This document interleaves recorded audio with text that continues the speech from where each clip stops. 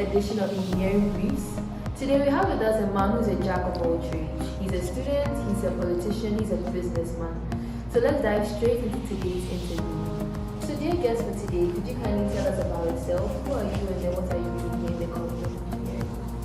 Okay, so I'm Edinam, currently in my final year of studying agricultural engineering.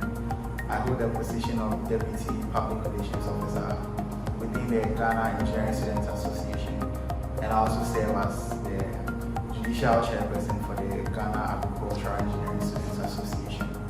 Amazing. So in your presentation, you made me aware of the fact that you're an engineering student who's with agriculture. But this is a field that not a lot of students go into, so is there a story behind you doing agricultural engineering?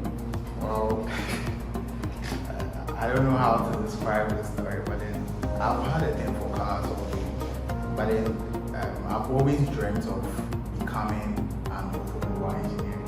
But faith led me to read agricultural engineering in chemistry, which I don't regret. Amazing. So we are happy that you don't regret doing agricultural engineering. I think it's one of the best decisions I've actually made in life. Amazing. So could you share with us some highlights from your program of study based on what you are learning in agricultural engineering?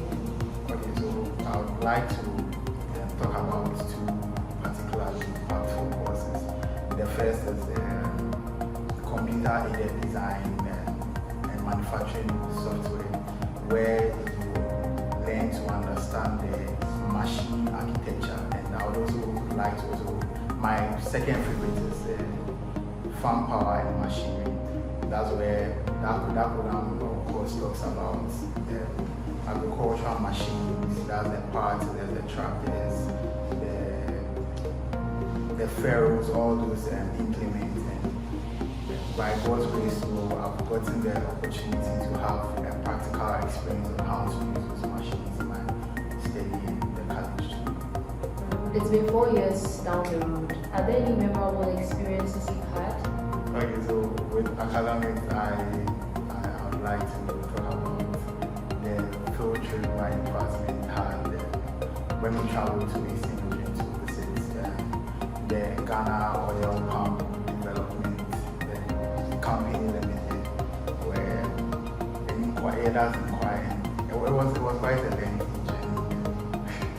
It wasn't easy, but I enjoyed seeing all my classmates come together, and we learned about how the oil production is actually run in Ghana. And that's when I learned fright of the oil company, the cooking oil company, actually gets their cooking oil, which is the fried oil, from palm oil. But then with my own personal life too, I'd like to talk about how I started my business. I'm not the only one. I run a business on campus, a kelewele business, which I don't own alone. But then how it started, it's quite funny because we claim that we always have to depend on women to use. But then the whole notion behind running the kelewele business is them on So if you're in tech and you've not heard about Chefkele, then I don't know which part of tech you are staying in. So as I mentioned, you're a man who is all around a politician, a student, and then a leader as well. So how do you balance everything? This is quite the question.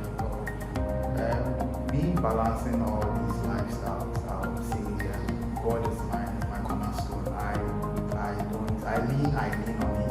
I lean on prayer for focus and also the strength to do everything I do. And the second motivation is my friends and my family. They've always been there for me from day one, telling me how to do this right. If I didn't make this mistake, correct me. And even if I have to be somewhere today like this, I know I'm the one being interviewed, but they still came with me to support me. So that even shows how they love me and support me. So a number of students get involved in clubs and organizations. Do you have anything you're involved in like that? Okay, so I'm quite the active. I'm into swimming, basketball, bodybuilding, or some describe it as powerlifting. Yeah, well, since the school's pool is not functioning, so I just opted to join the KNUST athletics team. But then I also have to drop out again because it was difficult balancing sports, politics, academics, business. So but then I'm still into swimming, basketball, and bodybuilding. As I mentioned, he's a man of everything. He does everything: sports, politics, education. So, could you let us know some experiences you've had in terms of internship over the 4 years? Yes, I've had quite some opportunities to work in some companies. But I'd just like to talk about two. The first one is Fisheries Commission, which was first under the Ministry of Food and Agriculture, where in Ghana, when ships dock at the port, that's the fishing boats or the fishing vessels, let me say that way. When they dock, the officials have to go on board to make inspections of the aquatic lives that the fishermen have brought to shore. And we all know that I don't know if everyone knows it, but there are some aquatic lives that are very illegal. And like when they are illegal, and that's the shark, something like the shark. Like this, so we go there to do all these inspections, and I got the opportunity to be part of it. I also got the opportunity to work in the oceanography lab, where we test for the salinity and the pH of water bodies to help improve aquatic lifestyle. But then in third year, I also got the opportunity to work with the Directorate of Agricultural Engineering Services, still under the Ministry of Food and Agriculture, where I got a hands-on experience to know how to use the tractor, drive. I drove it myself. It wasn't easy learning, but I still had to. Then I also got the opportunity to also use the power tiller with it implement. I almost got it, but God being so good, I was able to accomplish all this at the same time. Thank you so much for that. It seems you really learned a lot. Even before going into the work industry, you see you're all set.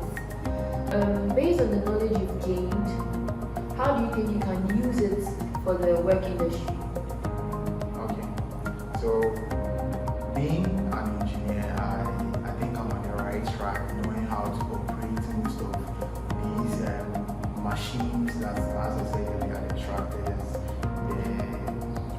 the power tillers, all these things.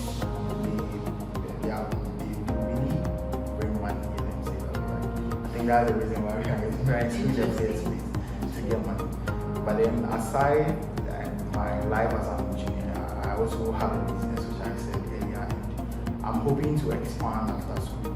Then my goal is to be the next KFC, the kelewele KFC worldwide in the next 5 to 10 years.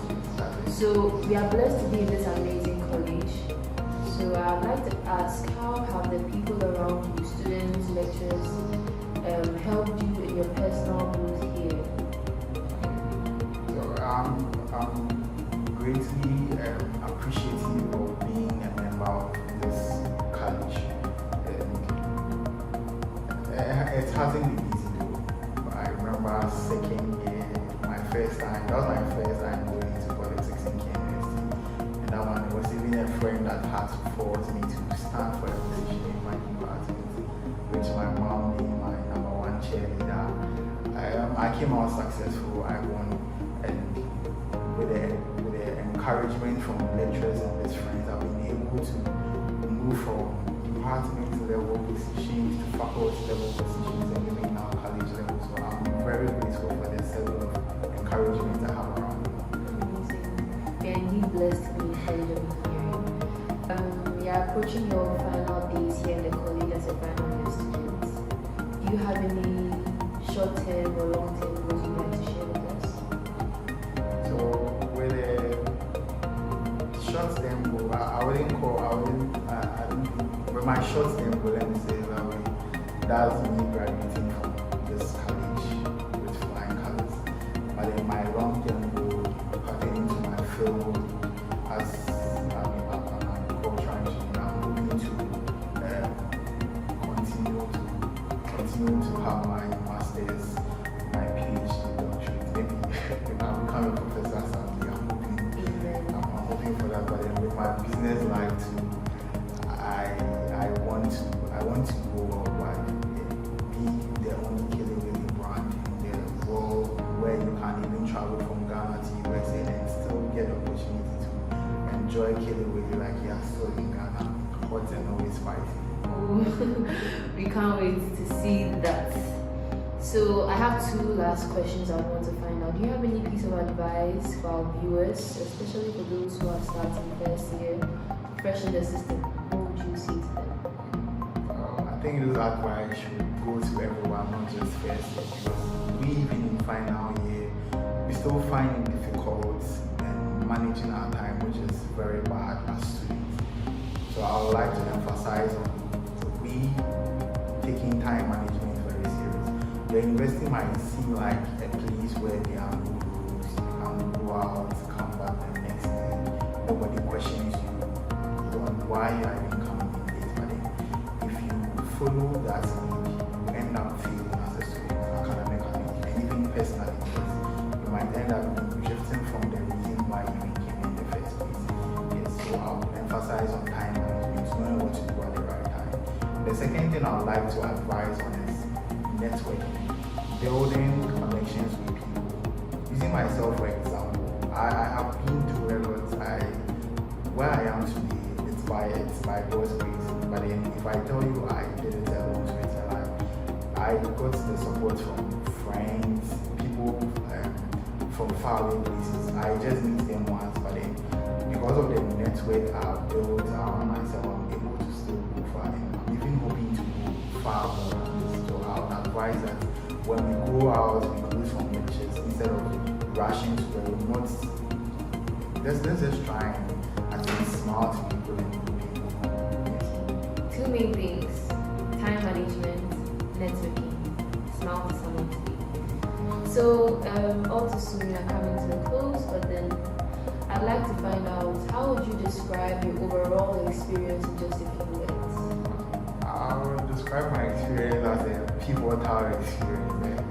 There have been many diversities here and there, but then I would say well, I'm grateful for who I am today. And all this has happened because I've been a member of the College of Engineering and gotten support from lecturers and even my friends. So I thank God for the gentleman I'm becoming. I am today and I'll become tomorrow. Yeah. I almost said amen to that. So thank you so much for such a wonderful and interactive session. We hope you've been able to learn from today's interview. Thank you once again, and then we hope to have you tune in for the next session. Bye.